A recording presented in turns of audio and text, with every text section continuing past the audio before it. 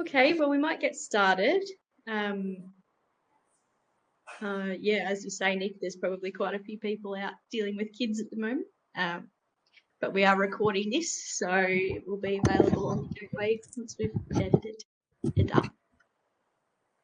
So welcome everyone, and Dr. Bruce McGregor again, who will be leading us through some of this gross margin and enterprise comparison work. So I'll hand it straight to Bruce, and then we'll go through a little bit of an example that I've put together as well. Fire away, Bruce. Well, thanks, Georgia. We'll try and get the technology going in a tick. So we've just got to do the screen sharing. Georgia asked me to talk about benchmarking to give some examples about what benchmarking is on about. And so I'm going to talk about the work that I did some years ago when I used to work with the Prime Industries Department in Victoria. So I need to make that clear that almost all of this work was done when I was employed there, and I did some of it subsequently, but we'll go through the process. So we're going to briefly chat about benchmarking, like what is benchmarking, why would you do it, and I've got some examples here for cashmere, for the cashmere people who are interested in what occurred. And we did a big mohair benchmarking project, so I'm going to give some results of that. And we're also going to go across, and George is going to give an example of it. And then there's some references there. If people want to follow up, there are published reports available. So benchmarking is a process that's been going on for many years, actually, and it's designed to understand systems. So if you want to improve your understanding of how a system works, benchmarking is a way of doing that. And it can provide real measures about productivity. So, if you could benchmark car production in a factory, which has been done, and, how would you make more cars in a day or per worker? So you can actually go and measure these things, and it helps understand costs and revenue. You can have all sorts of benchmarking approaches, so costs and profits and so on, and it can allow you to compare your industry with other industries. If you're an investor, you might say, well, should I put my money into iron ore mine or casino? That's the sort of thing you can do in terms of returns. If you're focused on your business, then it might help you get better goals. And are we doing the right thing here? What should we focus on? And so that helps you identify practices that might affect your production or your financial return. Obviously, you're going to have to measure something there. And from an industry point of view, so if you say, well, what about the mohair industry or the wool industry, then you can identify best practice options for people in particular areas or in particular facets of that industry. So I'll give some examples of that as we go. So when you get down to an individual or a farmer, you say, well, if they say, what is benchmarking? Why should we do it? Well, it's a process to help decide what's important. So farmers do lots of things. Some will be more important than others. And so it helps you understand how you might do something. So we were just having a chat before this webinar started about shearing. So there's lots of different little tweaks that you can do to shearing. And so once you become more skilled, then you can get better at doing it. So a beginner has to learn the basics, but as you progress with your skill level, you become better. So you learn from others how they do things well. So that's a teaching type of a process, but it's teaching yourself, certainly if you're in a comparative project. And so industries will just keep benchmarking. They'll do a benchmarking comparison about something, and then they might roll it off into something else. So quite a lot of industry associations have had connections with benchmarking activities. They may be carried out by consultants, but the industry might be the organisation that's sponsoring it. So the sort of benchmarking. Getting a little bit of background noise from you. It might be something brushing over your microphone, I think. Might be me wobbling the table, perhaps. Do you want me to? Potentially. Do you want me to repeat anything? No, it's not that bad. It's just background noise. Okay. Carry on. We'll see how Yeah. we go. So the sort of benchmarking we're going to talk about has been conducted in this sort of way.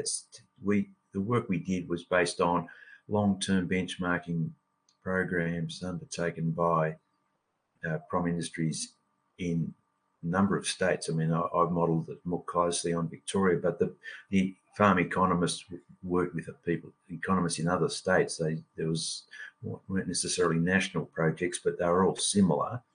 And usually they entailed the detailed questionnaire about aspects of a farm, you know, how big the farm is, what sort of pastures you might have, the rainfall, and things to do with production, and maybe the cost structures as well. So you can go into great depth, especially on bigger farms with multiple enterprises. Farmers want to know, you know, should they have more crops or cattle or whatever. And so working out the details for the different enterprises can take quite a bit of work. Some benchmarks will make more direct measurements. So the ones we're going to talk about today, the farmers were involved in actually assisting the project by doing direct measurements. So we'll talk about that in a minute. And then when the information comes in to the people working on it, it's treated in strict confidence. So there's a level of trust involved here. And so, you know, information has come to me from different farmers, and I'm not at liberty to tell anyone else about that, but I can reveal the general trends or results without identifiers being known. So I'll show you how that works. And having got the information from farmers, and the aim is to analyse it in different ways and to make comparisons. And we'll give you examples of how we did that. So like I said, in Victoria, they've run a farm monitor project for many years. This is a one I had on my system, you know, 20 odd years ago. They still run the farm monitor system. You can go to the site and download their latest reports. And in Victoria, for example, they compare Western Victoria to Gippsland in the east of the state, and also to Northern Victoria. And there's about 100 odd farms involved. So you can see those results. So some of the trends, for example, in that report that was published 20 odd years ago, they had a graph looking like this, which shows the livestock gross margins per hectare grade. So this is a 30-year time series from 1970, and dollars per hectare the graph is showing. So you can see here at one point prime lambs and wool get over $600 per hectare, but then with the fluctuations in seasons and markets, these industry trends fluctuate. So that can be used, that information can be used for people perhaps wanting to invest in those industries. And the farm economists look at the distribution of income by the percentage return on assets. So in this case, they've valued the farm, the livestock, whatever else is on the farm, all the enterprises, and worked out the net profit for farms.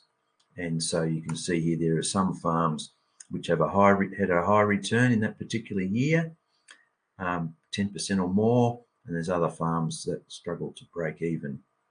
So if you're in either of those categories, you can look at, you know, what's going well, you know, what's not going well.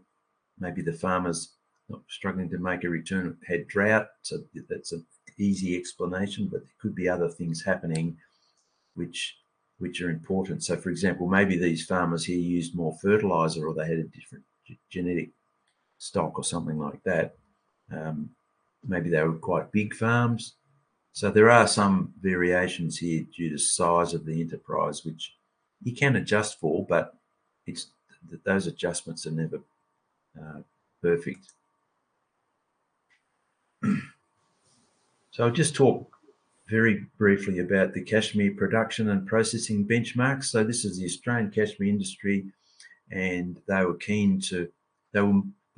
most keen to understand processing, because cashmere processing can be difficult, and it turned out that Australia had just had a cashmere processor establish and open up. So we took the opportunity to work from farm, from the goats right through to the processing of the cashmere.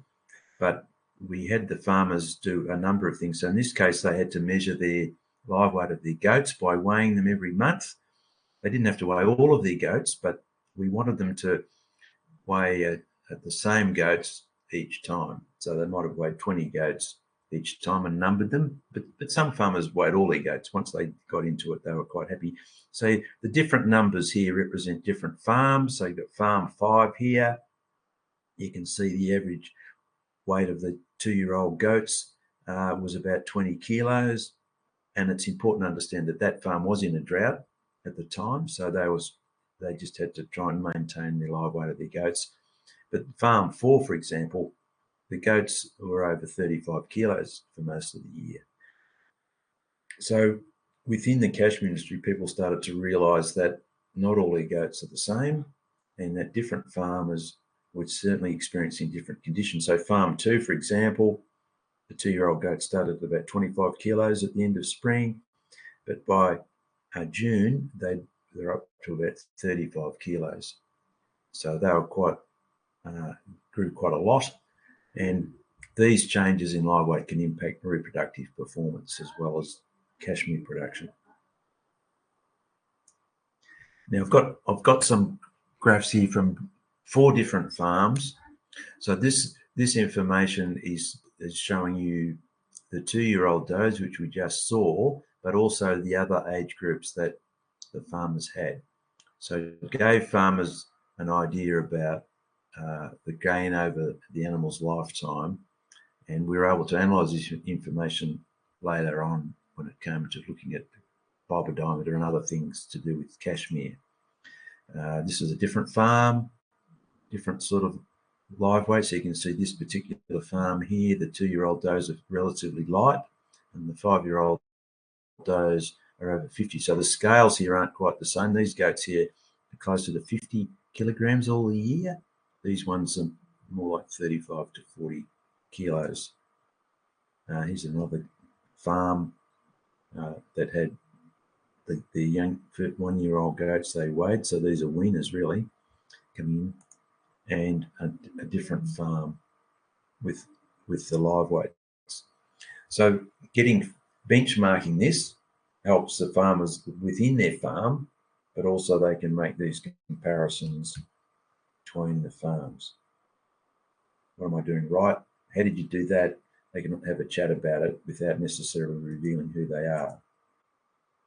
So what the farmers told us with this was quite interesting, because this is their feedback, direct quotes from their feedback forms. And so people got one farmer saying, well, the goats weren't doing as well as they could. So that's a relative comment. They're looking at effectively across the fence. What did other farmers have? And another farmer said they'd never weighed the goats before, and then they're going to weigh them in future on a regular basis. So they've learned a new practice. This farmer said, I was surprised about live weight patterns with older goats. The different age groups went up and down the same. I thought they would be different. So that's a comment really about the fact that the nutritional value of pastures change through the year, and that they're affecting all of the animals in a similar way. This farmer said, I'm surprised that the goats didn't gain any weight after the season broke. So pastures became green, but the animals still didn't grow. Why is that? So you start asking other questions. And this farmer said, I'm now thinking about what weights their goat should be. So having now realised there's quite a range in goats, and different farms are different, they're thinking, well, hang on, where should I be? That is exactly what benchmarking is about, making people think about their own practice. And this last farmer said the weights didn't change much and showed me we need to feed more. So that's also about practice change. Now this graph, this is for cashmere. Remember, this has been done over 20 years ago, but it's just trying to give you an example of what's been done. So along the bottom, we've got the mean fibre diameter of the cashmere, and we've got the weight of cashmere and they've got the different farms. So these are the averages for the different farms. So you can see there's quite a scatter. The lowest farm, number 4, in terms of production, was a new entrance. They had feral goats and they hadn't spent many years improving them. So that was sort of expected that they'd be low down, but I think the farmer was a bit surprised at how low they were. Whereas up here, number 2 was a long-term experienced farmer who clearly spent time on genetic improvement. But the farms in the middle here, they were all a little bit surprised about where they lay. They thought they were better than they turned out to be, and they set about doing things. The industry actually set up a genetic improvement project to try and help all of the farmers get to higher levels. This one is just a similar graph, mean fibre diameter versus fleece value in dollars. So there's a slightly different scatter here, but the same farms at the top and the bottom, but the relative positions of the ones in the middle have changed a bit because finer fibre is more valuable. So they might grow less fibre, but it's more valuable than the coarser fibre. So again, it's letting people just see what their relative positions are compared to their friends. Now, a key thing we wanted to do here was to actually put this through processing. We're actually trying to benchmark cashmere as after it had been processed. That was the key message. There's a whole lot of questions the industry had about this. So I'm going to show you a graph. I need to explain it carefully. It's a bit complicated. So cashmere growers understand this. Cashmere staple length. So this is the greasy length at shearing time, measured with a ruler. And this is the mid-length after the fiber's been de-haired. So fibers are broken and some fibers are lost. Now there's several things here. What we've got here, I've de-identified the information here. I've just plotted all of the plots. So from each farm, we took 4 or 5 different batches. They were small batches, but they were all processed in the same way. And the white data from white fleeces is shown with the purple line. So that top line, you can see the trend line. So as the cashmere staple length became longer, so did the de-head length. And the dark blue line is for coloured cashmere, like brown cashmere. So the industry didn't understand that the brown cashmere was a bit more, had less strength. And so this had an impact on the length during processing. And the consequence of this was that some of the farmers decided not to grow any more brown cashmere. The goats might look great, colour might be beautiful to you, but when it came to trying to supply what the processing industry wanted, the brown cashmere on average didn't perform as well. And one of the interesting outliers here, this red dot here, down the bottom, was cashmere that had a lot of vegetable matter in it, and you can see its length is about half of what it should have been. It should have been up here about 40 millimeters, but to get the VM removed, basically break the fibers down to about 20 millimeters in mean length. So anyway, this information was very useful for both the processor but also the growers. So that's just an example of a processing benchmark. Now, when it comes to mohair, the focus was more on the economic benchmarks. So what we had here was a bunch of farmers from the Australian industry who agreed to participate, and the farms that we had here were about 330 hectares. The average rainfall is about 500 millimetres, but it ranged from 230 to 900, and the stocking rates averaged about 6, but there was a fair range there between about 2 and 11. Superphosphate use was quite low. Some of the farmers didn't use any, and given the seasonal conditions we had at the time, the farmers reported that on average they had kidding percentages of about 82 kids born per 100 does, but it ranged quite a lot, 35 to 130. So 35, again, that farm was in drought, but that performance was much lower than expected. And just the general average for these farms. This work was conducted, as I say, for over 3 years, finishing in 2008. And the greasy mohair production there is about 4.1 kilos. The mohair production for DSC is at 2.6. Mohair per hectare is about 15. You can see a big range here between about 6 and 36. The average price, the net mohair price, so that's after selling costs.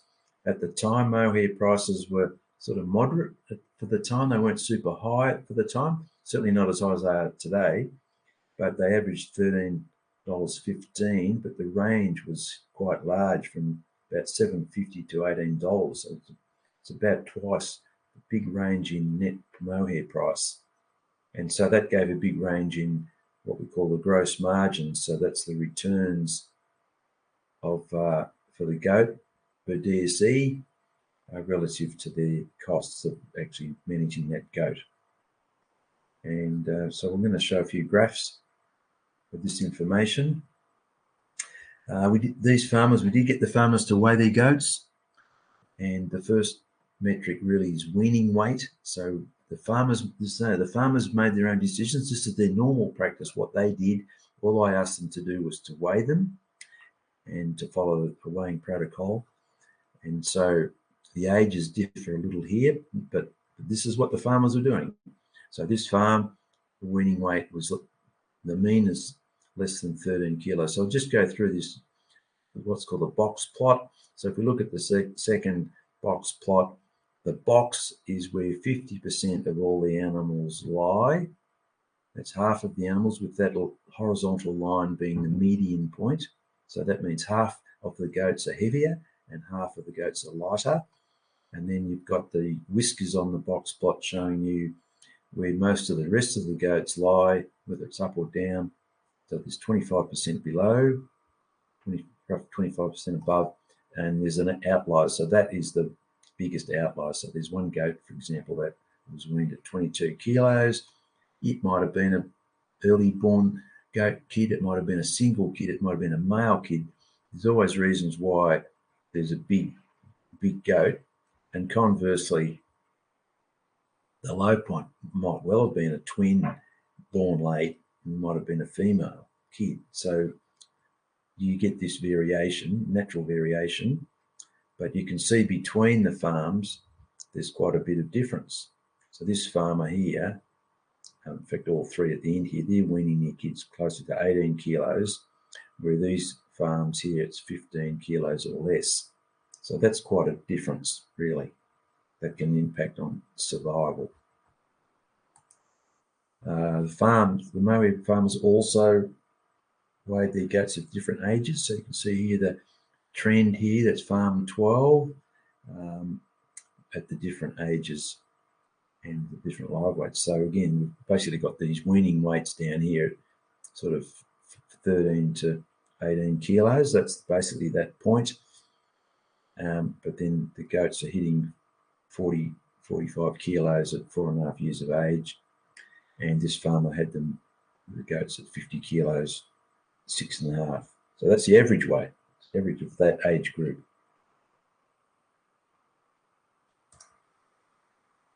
Now we benchmarked their mohair fibre diameter, again using box plots. And so this is again a between farmer comparison. I've listed the farms. We originally had 14 farmers involved.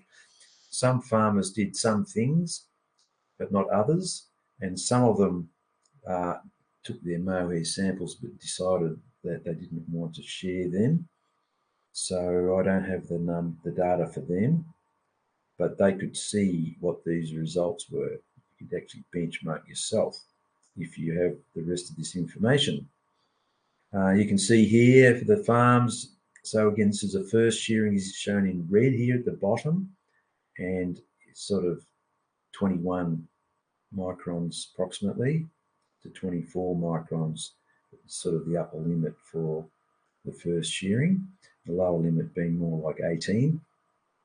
By the third shearing, I should say, it's more like 28, 29, 30 microns. And then the seventh shearing, 3.5-year-old goats. It's in the low to mid 30 micron range. So there's quite differences. There's 3 farms here. There's properties 12 and 13 and number 3. Their old goats were still averaging about 30 microns or less. So that's quite a bit of difference. When you look at the prices for mohair, on fibre diameter alone, they'd be in the young goat category. So these comparisons help the farmers. Some of them didn't realise, for example, this farm didn't realise they had such a wide ranging fibre diameter from 27 to 38 microns in their 7th tune. That's a big range. And so some of the farmers decided to cull these goats that were coarser and cull them out. The sooner you can cull them out, they're not going to produce that coarser fibre. If you're going to run a goat, would you prefer to run a coarse goat or a finer goat? That's something to think about. So what I did with this information was to compare the percentage of does in a flock. So this is based on the total carrying capacity of goats. So what was the total grazing requirement for the flocks? If you had 1,000 does, the DSC requirement might have been 2,000, for example. And also looked at the net mohair income. So this is dollars per kilogram greasy after selling costs. And these dots represent farms. So there's a total of 3 years worth of information here. So some farms are in here 3 times, some are only in here twice, but this is all of that information put together. And you can see there's quite a relationship. The more does, the higher the proportion of does in the flock, the lower the mean net mohair income. The difference here is range from about $8 up to $18. That's quite a big difference in the net mohair income. And if we looked at average mohair price, these things are very highly related, but it's some people say, oh, what was a mohair worth? So this is showing a similar trend. The more does we had, as the percentage of those in the flock, the goat flock went up, the average mohair price came down. So you can sort of understand what that might be. But when you look at the data, it gives us a better clue. So here is the proportion of the mohair clip from different classes related to the percentage of does in the flock. So this is the same thing, percentage of does in the flock. But this is the proportion of the mohair clip, which is in one of 2 categories. So the black diamonds are it's the total amount of mohair that was no fault, B and C length, kid, young goat, or fine hair. So this is all the finer fibre, and no kimpy, not stained, none of the faults.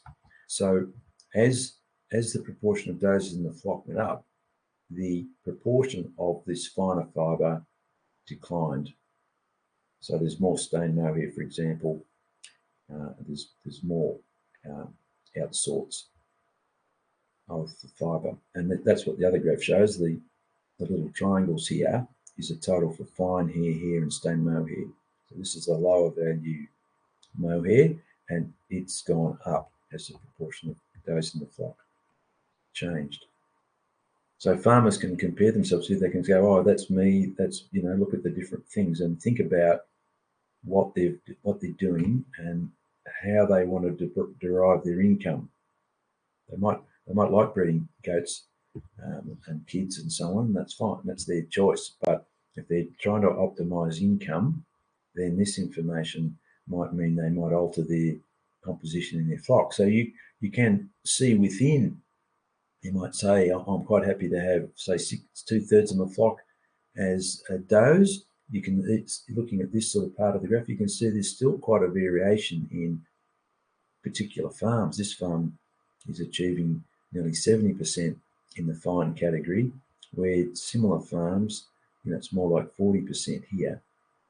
So that means that these farmers potentially can do things to get themselves higher up that graph.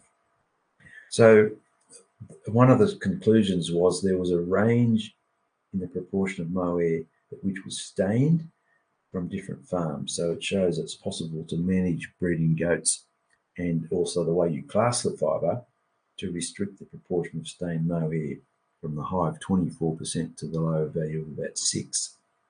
So I mentioned mohair classing there because some people do their own classing and can be a little bit harsh on how they remove stained mohair. I'm not suggesting they should leave stained mohair in their main lines, but some people might remove more of the unstained mohair than they need to, and so the bales are heavier. The stained bales are heavier, and therefore they get discounted. So, key thing the mohair growers wanted to know was the financial performance. And so I just want to talk a little bit about the evidence we have, and George is going to join us in a moment to talk about an example. What did this study show about the economics of mohair, and how did it compare with other industries? So we made this comparison in 2010.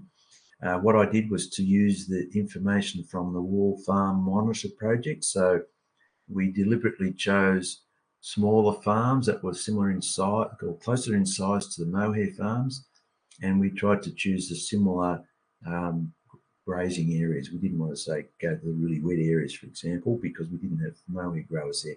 So we, the best as we could, we tried to select that. I didn't do the selection. The farm management economists did. They didn't. I didn't see the data. They said these are the farms that align with what we want, and they made that comparison.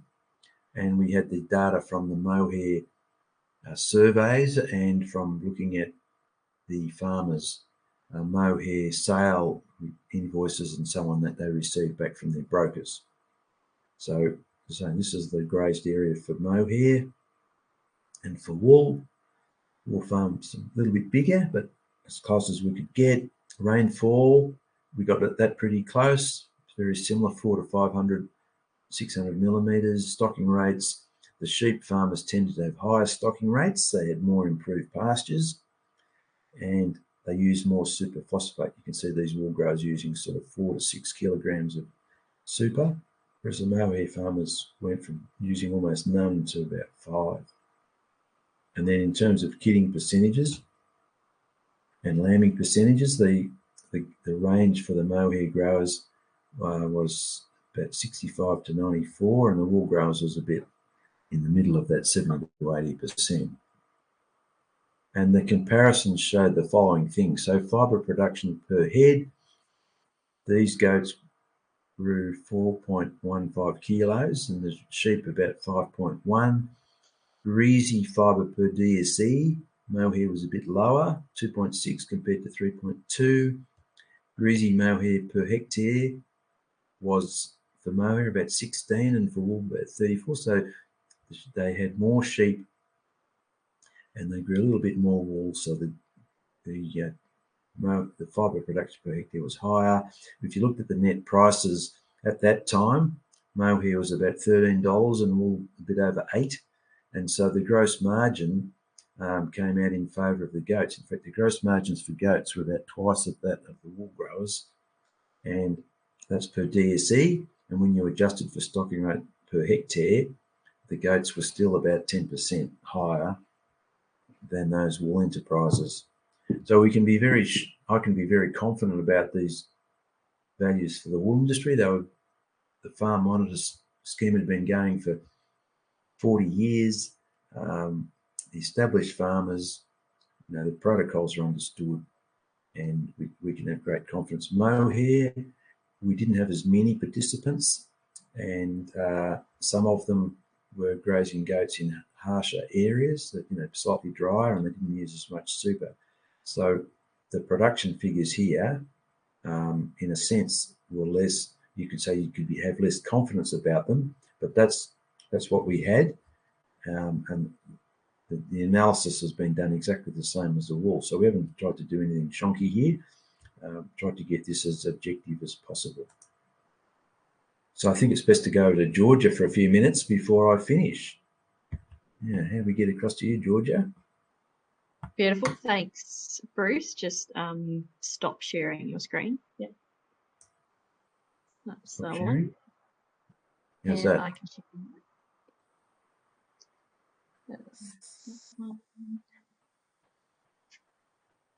Okay. So I was going to go through a bit more of the nitty-gritty on how to do a gross margin to begin your benchmarking process, basically. So what I have tried to do is compare an Angora enterprise to a 21 micron self-replacing ewe flock of merino ewes. And yeah, time's been lacking a little bit, and it's taken quite a bit to try and get some of these figures. So don't nail me on some of the figures that I've got going on in here, especially the mohair prices. It's still very much underway, but I've been working on this, and hopefully shortly I'll release a apples and apples comparison between Angoras and merino sheep. So to begin, what I did was create a livestock schedule on what a production year would show, starting here at the start of the year and moving right through the year, where our transfers happen here of young goats moving up into the next age group, a couple of losses, and then what we end up with at the end of the year. So I've popped a very rough dollar value on those just to try and get some numbers in there and see a comparison.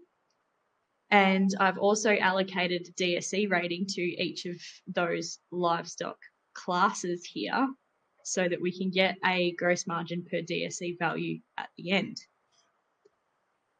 I have based both of these gross margins, both the merino and the Angora, off 403 hectares, and tried to match up the total DSEs on the farm at the same time. So we are trying to compare apples and apples. That turned out that you were running, quite a number more goats than you were sheep, because they are a lower DSE rating than sheep were. Down here, I've also added in our 2 shearings and when each class would be shorn. So in August, obviously our doe and buck kids are both very young. They're not going to be shorn, but up here we've accounted for their first shearing. My prices are pretty generous, forgive me for that, but I am aiming to break down these into what an average doe will actually cut. See, when you say maybe she cuts 2 kilos per head, how many kilos of that are going to be mainline profitable mohair compared to, say, stain or locks? So that's something I'm yet to break down. Then we move along to the actual gross margin here, where all of those figures come to a head. What I've done is highlighted our income in green. It does double up a couple of times here. So if we skip down, we start up here. We didn't open with any, we didn't start the year with any kilos of mohair on hand, whereas you can account for that if you do. Our production was 10,000 kilos, which is a pretty big operation. And down here is what our gross profit is, purely off mohair and livestock trading profit. So selling some older does and some wethers as they get a bit of age on.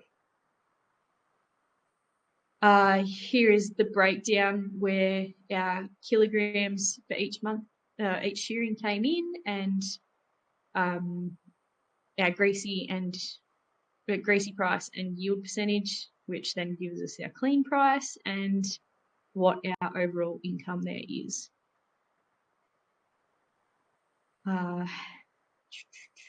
Yeah, so I'll just come back up here. This is where our livestock trading is. So that's selling and buying any kind of goats. That's where we end up. We'll end up with quite a healthy profit there. And then we come down to our expenses. So to get your gross margin, it's your income minus your expenses. And there's a number in here. I've tried to get it as accurate as I can, but I'm still working on that. and as you can see, our livestock numbers change throughout the year, and which groups we do treat certain treatments to, so it gets a little tricky in there. But what you come down to in the end is your total costs of running goats. So that's not including business overheads like your rates or something like that. That's not what we're including here. We're just, you say you're running your overall business, and then you have your separate enterprises, and each of those enterprises have their own costs despite the business costs up here. They just stay the same always. So we have our total variable costs down here. And once we remove those from our gross profit, we end up with a gross margin of 354 grand. Very healthy operation. I'm yet to work on that. Then down here, we can divide that by how many DSE we're running at any, our average DSE over a year, and it comes out at $148. Then divide this figure, our total gross margin, by how many hectares we have, so 403 hectares. And you've now got your figures that should be comparable to any other enterprise that you want to compare your Angora goats to. So cropping, for example, could be a bit hard to get a DSE rating on that. But gross margin per hectare, you could say you were debating whether you graze goats or you put in a crop of canola.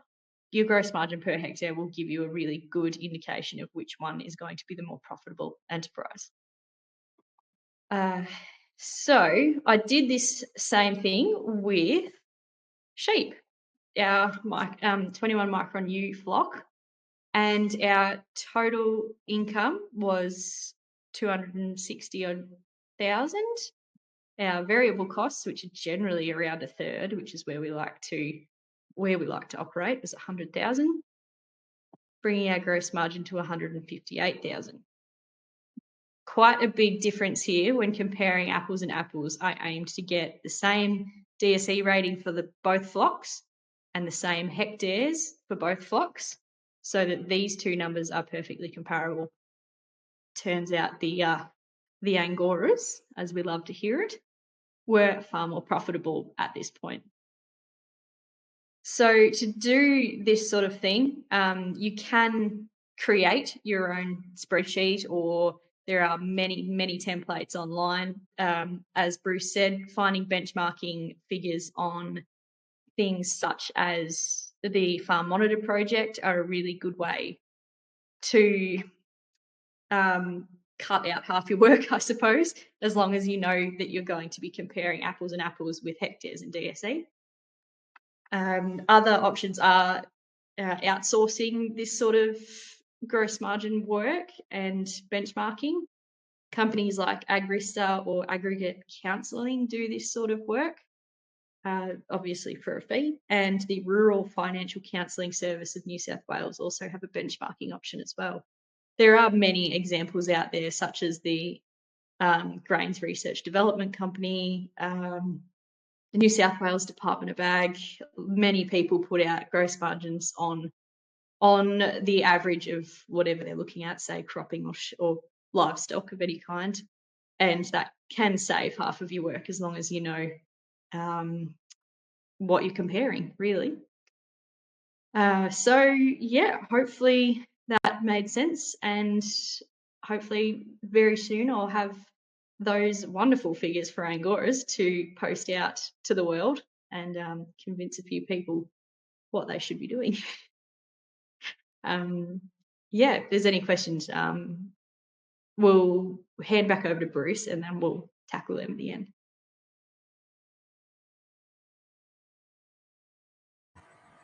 Yes, thanks, thanks, Georgia. I'll just put the screen back up just for a few seconds. So, get this, finish this PowerPoint off.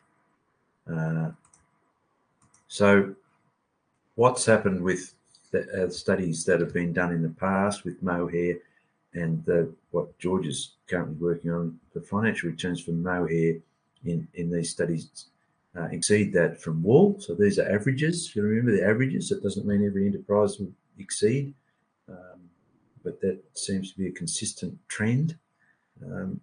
They seem to be achieved often with similar or lower stocking rates of animals, and in some cases less fertiliser. So we're not sure. You'd expect fertiliser to increase pasture production, so that ought to make it easier to carry more animals or to feed them better. The main difference, though, is that mohair prices are generally much higher than fine wool. And these findings are similar to what happened with some benchmarking projects conducted in South Africa about 25 years ago. I'm not sure if there's been more recent ones, I don't know, but I do know that with these ones, that the mohair enterprises were reported to be 50 to 100% more profitable than the merino wool enterprises or Dorper meat enterprises in South Africa. So I'm putting this up just to try and give you a little bit more confidence that there's not something weird happening here, that the evidence keeps pointing in the same direction. I suppose you could say, if you're looking at the glass half empty, that you shouldn't be worse off based on these analyses. You're likely to be better off. And the references I referred to, so these are documents that are available in the public domain. So there's reports that I did for cashmere and for mohair that are on the AgriFutures website. There's a research paper there with myself and Bill English, who's an economist. So that was published. So some of those results you've seen here tonight. And then a few years early, we did some work with goat meat. So that's just an indicator of how you could benchmark that. I'm not suggesting you rely on that information. It's a fair while back, and a lot of things have changed. But the concerns of the farmers have been listed in that particular report. What are they worried about? It's just trying to provide evidence to decision makers about what the farmers' experiences were like.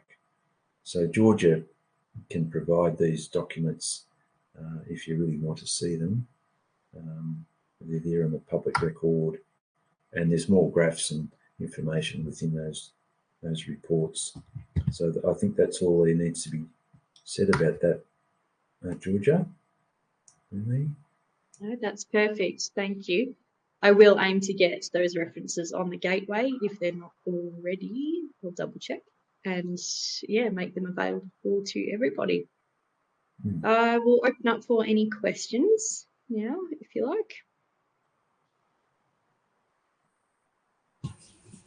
Well, no, look, I think it was good to have go through that information. I think it is good. I think, sometimes where perhaps we underestimated it is the labour component too. So Georgia, that's where you do have to be careful if you're running, 3,000 goats.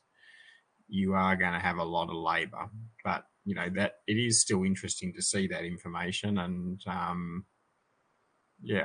thought I can't remember if I'd seen that study, and it was a good refresher for me. So it was a good chance to go through it and compare the data. So that was well worthwhile. Thanks, Nick. It can look quite laborious, and there are a lot of nitty-gritties such as labour that I haven't put in yet. But the outcome is always extremely fascinating. I was pretty gobsmacked when I first saw that Angora return, and I thought, goodness me, it's unbelievable that more people aren't aware of this. Just how profitable they are compared to a wool enterprise. So the mohair price, very fascinating. Yeah, the mohair prices are good. Where we're getting let down a little bit on the Angora side is the meat prices. But the mohair prices are very good, overall. Definitely compared to wool, there's no doubt about that. I was going to say, should you go and look at some ultra fine rams for me to see if I should buy a couple, or should we just stay with mohair? I think that Excel maybe I've answered that.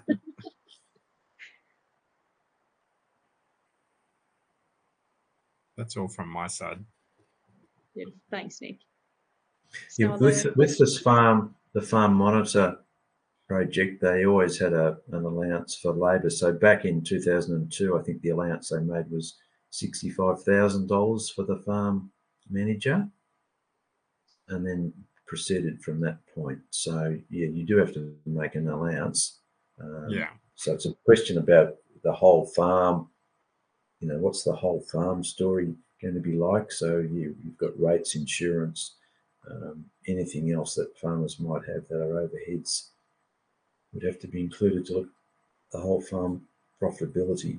Yeah. Mm. what I will research is how many labour units per DSE people are expecting to run at the moment, and speak with some more goat producers on what they'd expect or how that compares to Yeah, I think sheep. that's a good way of doing it, because you know, I do think you need to, once you go over 2,500 DSE for goats, you need to have another person. And I know some Definitely.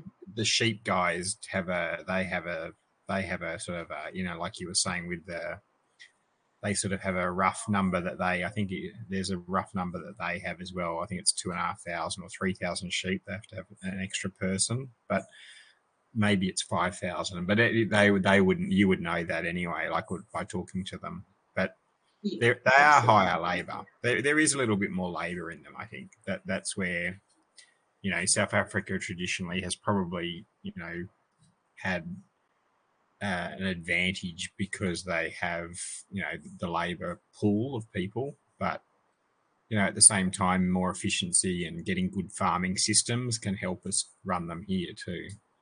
I was interested. The other thing I thought was interesting was we've had quite a wet, cold winter, which is with the kidding, and I was interested in your average kidding rate was 82 kids out of 100 does. You know, I thought that was interesting. I think that, you know, that these sometimes getting 150%, you know, people are going to a lot of extra effort and cost to get the 150 out of 100.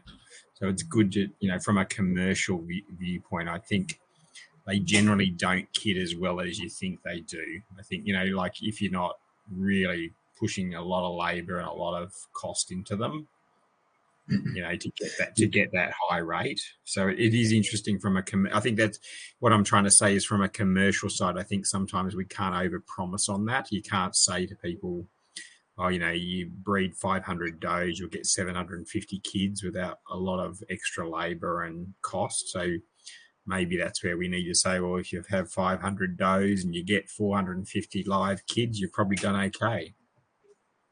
Yeah, so I think there's a few different things in there, Nick, that are sort of connected together. So just reflecting on the study I talked about, yeah, most of the farmers in that were longer term mohair growers. They'd been around for 20 years or so, and they, you know, they weren't the sort of the hobby type farmers that might report a high kidding rate.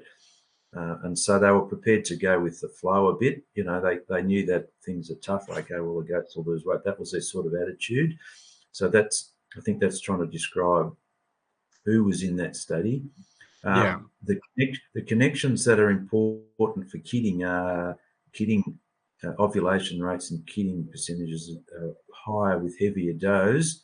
And so the farmers that had heavier goats would generally report better kidding outcomes. So that was the conversation I was having with farmers who had lower kidding outputs. You say, well, you know, the goats are light, and if you've got too many light young goats, then they'll have abortions or they'll mismother or something. And that discussion then has to go into what your DSE rating is. So I've spent a lot of my time, and that's not the subject for tonight, but I have spent a lot of my time looking at nutritional requirements of goats to try and get a better feel for where this kidding DSE thing, you know, where's the balance here? And so it's quite possible to have 45 kilogram older does. There's already farmers that do that all the time. They'll have better kidding rate, but you'd need to give them adequate pasture. So their DSE rating is going to be high for two reasons. One is they're heavier, and the second thing is you're trying to get them to have higher kidding percentages. So there's going to be more kids, bigger demand for pregnancy lactation. So their DSE rating has to go up again. So this sort of seesaw thing. I'm using my hands deliberately here. That's been well known in the wool industry for a long time, but a lot of farmers didn't take much notice of it. So the lifetime production project that the wool industry had going for 20 odd years or so, it was really just trying to get the farmers to become aware of the fact that if you feed you use better, they'll be heavier and their lambing performances on average will be better. So we've got to get that right. And I have had a few quick chats to Georgia. I'll talk to him more about this because it really is important. If you want higher production, it doesn't come out of nothing. So you've got to adjust. You've got to give them a higher DSC rating, they'll have more food, and they'll be heavier.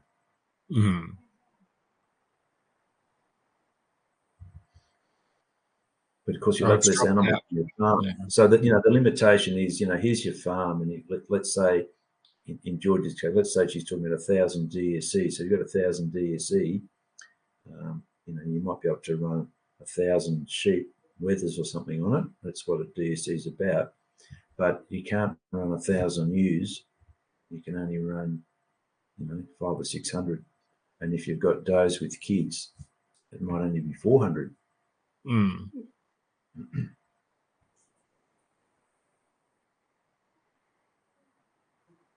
Thanks, Bruce. You are cutting out a little bit there, but we got most of that. No, that's good, and maybe we can revisit that as another topic later on. But going back through that, I know that the sheep guys have done it a lot, but it is something we need to, this whole thing about condition scoring and feed availability and their weight.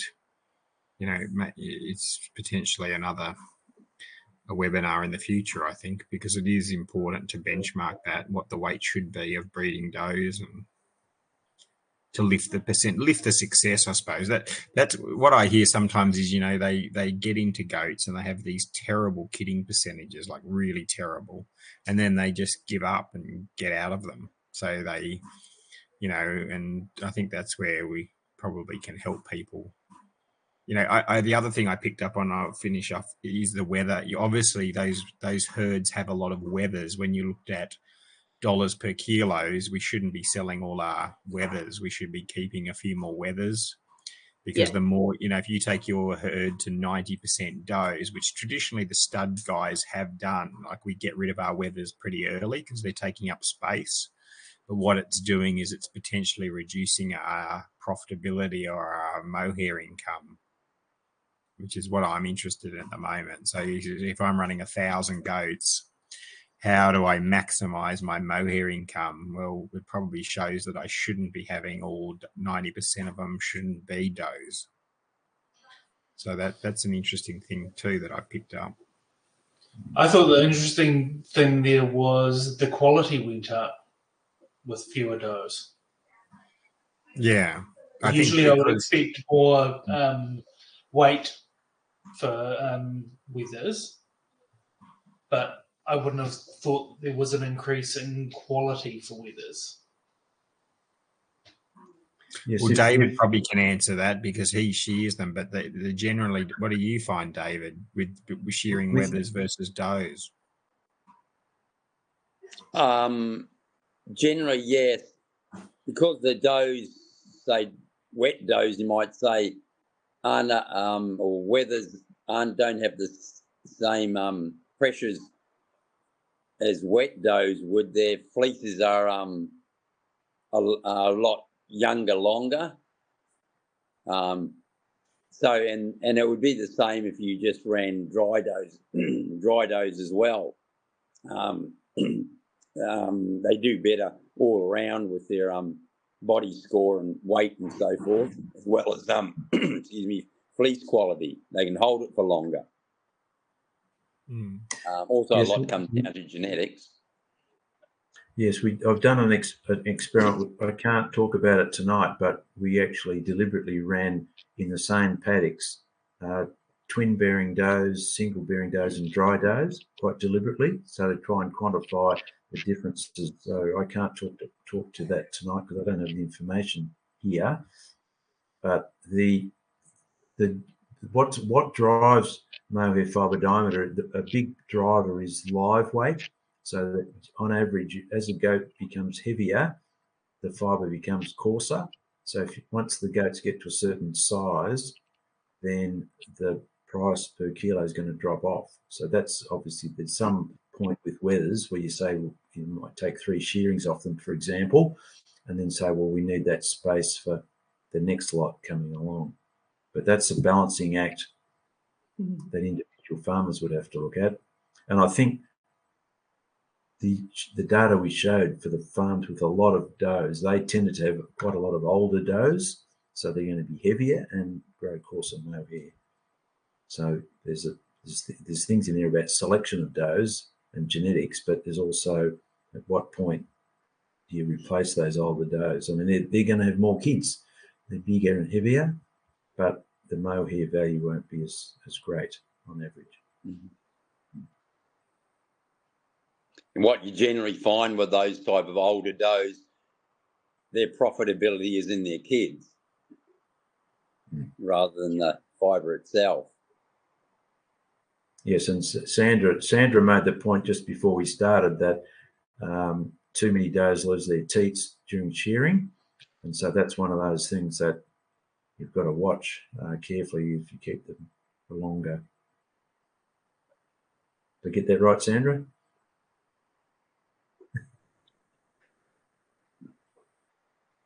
Perfect. Okay. Well, thanks everyone. That was some really good discussion there, and I'd love to carry it on, but we will wrap up for tonight. And just a note that our next webinar has changed its date from the 8th to the 14th, I think it was, of October. Anyway, that's on the Gateway, and that one will be exploring the effect of mohair quality on price, which, will be very much what we've just been speaking about. So, looking forward to that, and thank you all for coming along, and thank you, Bruce, very much for your presentation. Okay. Night, everyone. Thanks. Thanks. Bye. Thanks. You're welcome. Bye.